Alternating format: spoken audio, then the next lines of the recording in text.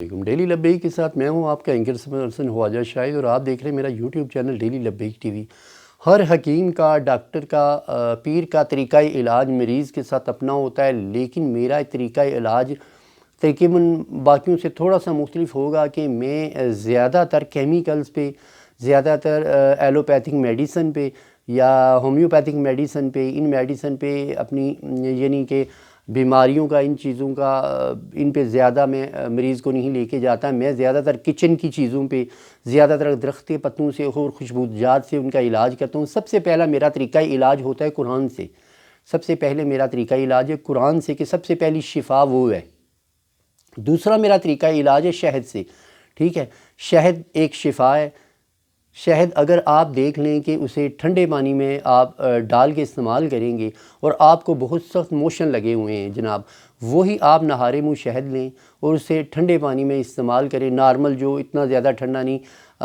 Normal سا ٹھنڈا، اسے آپ استعمال کریں اس کے ساتھ، تو دیکھنا کچھ دیر بعد آپ کے موشن بند ہو جائیں گے، ٹھیک ہے۔ آپ کا معدہ بھی بالکل زبردست ہو جائے گا۔ جو اتنی ادویات کھانے کے بعد جناب وہ اپنا کام صحیح طریقے سے نہیں کر رہا تھا، تو شہد یعنی کہ اپنی تاثیریں بدلتا ہے جناب۔ آپ نے اب استعمال کی اسے ٹھنڈے پانی میں، تو آپ کے جناب موشن ختم کر دے گا وہی شہد اگر آپ کے جوڑوں میں شدید درد ہے، آپ کا کھچاؤ کا مسائل ہے، بالکل ایسے ہے کہ آپ کا جسم لاغر ہو چکا ہے، آپ ہل نہیں سکتے، آپ کوئی کام نہیں کر سکتے، تو آپ اسی شہد کو نہارے منہ کوسے پانی میں لیں،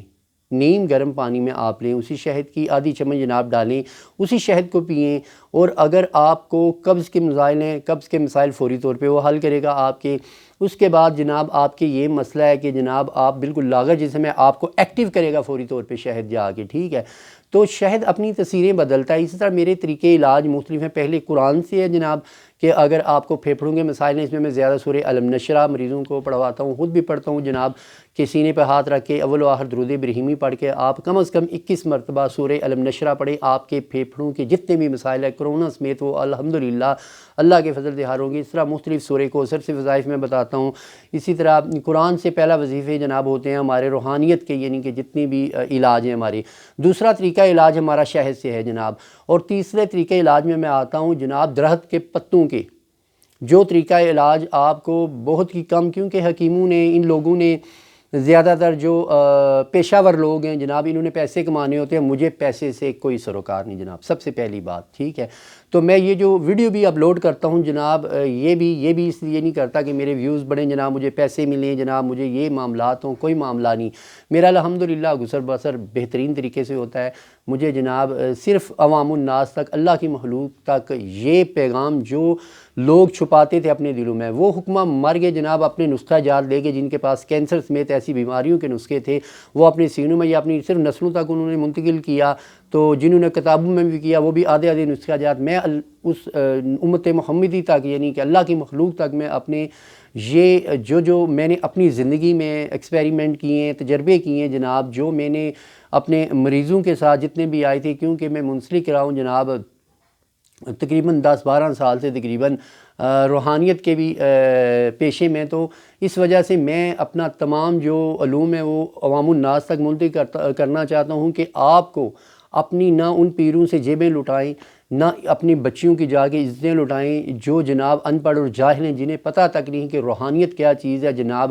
صلاۃ کیا چیز ہے، نماز کیا چیز ہے، اور علاج یعنی کہ آیوروید وغیرہ جتنے بھی علاج ہیں یہ کیا ہیں۔ تو زیادہ تر پیشہ ور لوگ پیسے کمانے کے لیے کام کرتے ہیں، میرا معاملہ یہ جناب نہیں ہے، میرا گزر بسر الحمدللہ بہترین طریقے سے ہوتا ہے۔ تو میں سب سے دوسرا طریقہ علاج آپ کو بتا رہا تھا جناب، کہ درخت کے پتوں سے اگر ٹائیفائڈ وغیرہ کے مسائل ہیں، تو میں زیادہ تر اس پہ نیم کا استعمال کرواتا ہوں، ٹھیک ہے، امرود کا وغیرہ استعمال کراتا ہوں، امرود کے پتوں کا بھی استعمال بندوں کو کراتا ہوں۔ اور دوسرا طریقہ علاج یعنی کہ اس کے بعد میں، اگر آپ کمزور ہو چکے ہیں، وقت سے پہلے بوڑھے ہو رہے ہیں، ٹھیک ہے، مردانہ قوت کی کمی، آپ کے پٹھے کمزور ہیں، تو میں زیادہ تر مورنگا یعنی سوہاجنہ کے صفوف اور اس کے پتوں سے بنے ہوئے، اس کے پھولوں سے بنے ہوئے جتنے بھی یعنی کہ آپ کو عام یعنی کہ یہ فری کی چیزیں ہیں، سمجھ لیں، یہ قدرتی ایک نعمتیں ہیں۔ جس طرح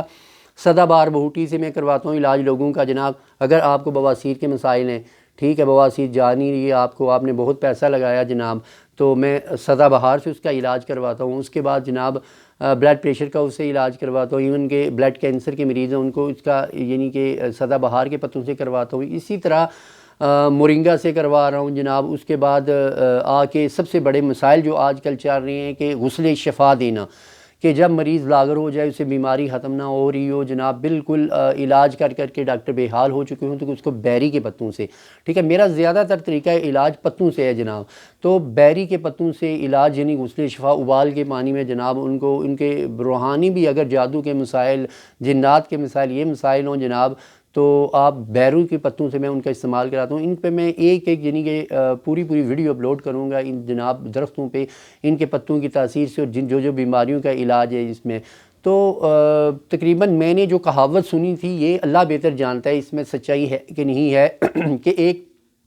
حکیم لقمان جو تھے وہ نہیں سمجھتے تھے کہ جناب کے پتوں سے، درخت کے پتوں سے علاج ہوتا ہے، جبکہ وہ جڑی بوٹیوں سے خود علاج کرتے تھے، درخت کے پتوں سے علاج ہوتا ہے۔ ایون کہ یہ کہاوت مشہور ہے، ابھی کہاوتیں بھی ایسی ہیں ان میں، جب تک آپ خود سرچ نہ کرو گے ان میں سچائی کیا ہے، جھوٹ کیا ہے، باقی اللہ کی ذات بہتر جانتی ہے۔ کہ حکیم لقمان صاحب نے جناب، ایک دلی کے بہت مشہور حکیم تھے، کب پاکستان نہیں بنا تھا، ہندوستان اور پاکستان یعنی کہ اکٹھے تھے، تو دلی کے ایک مشہور حکیم تھے، وہاں سے جہاں پہ یونان میں